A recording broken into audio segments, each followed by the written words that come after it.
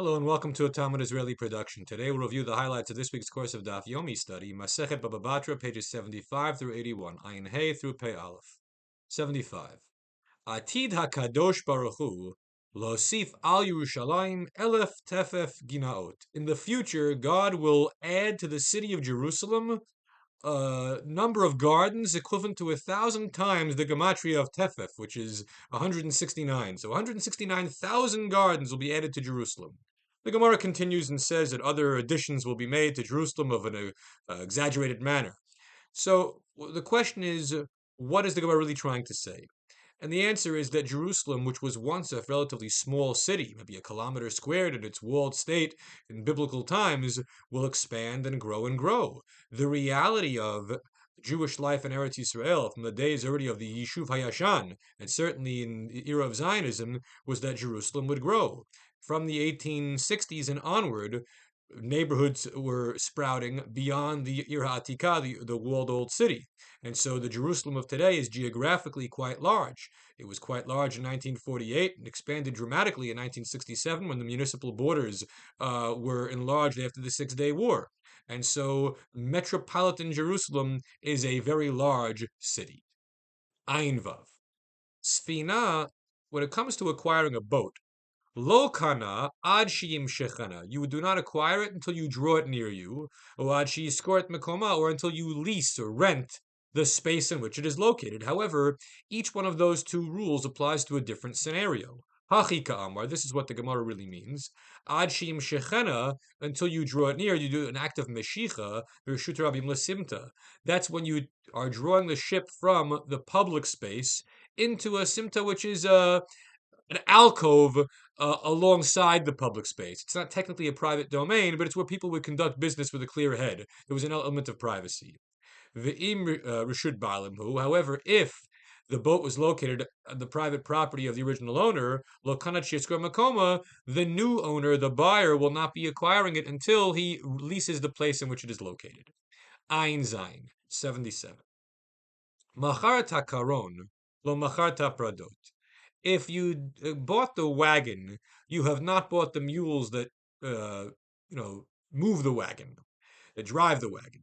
Macharta pradot lo macharta karon. If you bought the mules, you didn't buy the wagon. Macharta tzemed lo macharta bakar. If you bought the yoke, you did not buy the cattle that were going under the yoke. Macharta bakar lo macharta tzemed. If you bought the cattle, you did not buy the yoke. So each one stands alone. However, Rabbi Yehuda Omer, Hadam modim. No. The money will indicate what you actually purchased. Kate said, how so? If you say, I want to buy your yoke for 200 zuz, hadavar yadua, everyone knows, it's obvious and apparent, that the yoke alone doesn't cost 200 zuz.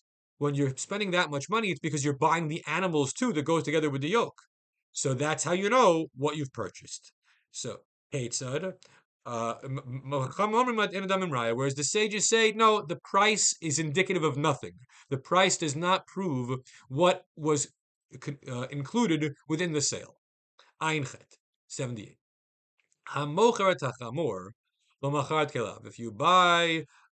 If you sell a donkey, you have not sold the gear of the donkey. Nachum Hamadi says, no, the sale of a donkey includes its gear. Rabbi Yehuda says, there are times that the gear of the donkey is included in the sale, and there are times when it's not included in the sale. Kate said, how do I know how to distinguish?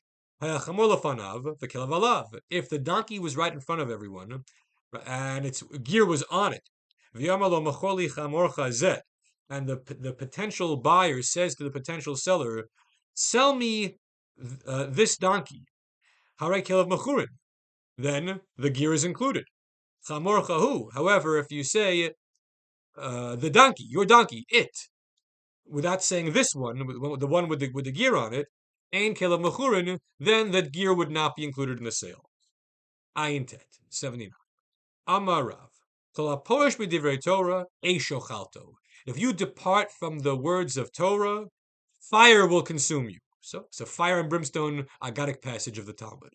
Shenamar v'natati et panai bahem, v'esh yatzau v'esh tochlem. And I shall, Pasuk says in the Navi, I shall turn my face to them, and from the fire they have departed, and fire will consume them. So the fire is the punishment, but the fire is also the Torah, which is compared to fire, from which this person departed. Amar Rabbi Yochanan, anyone who departs from the words of Torah falls into the Gehinom, to the punishments of hell. So it's a very extreme statement, warning us not to be departing from the Torah, that's a poresh min haTorah. 80. Tanu Rabbanan. Halokeach ilan mechaviro. Let's say you buy a tree from your fellow, lakutz, for the sake of chopping it down, for firewood. Magbia min hakarka tefach v'kotzitz. It is necessary to leave a stump, one tefach, one handbreadth high, and you can chop down the rest. But you cannot chop down the tree literally to the level of the ground, because that is injurious to what remains of the field. You've only purchased the right to chop down wood, so you chop down from a tefach and higher. 81. If you buy two trees within a field belonging to your fellow, you've only purchased the trees, and you have not thereby purchased the land underneath or between the trees. So the trees are standalone entities. You do not get karka, land.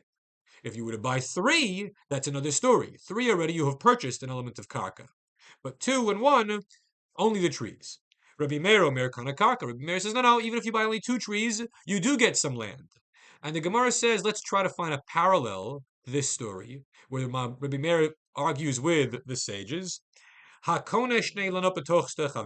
you buy two trees in the field of your fellow, then you bring bikurim, first fruits, from the yield which is produced, and you bring it to Jerusalem and give it to the Kohen, but you do not read the biblical passage of Arami Oved Avi, my father was a wandering Aramean.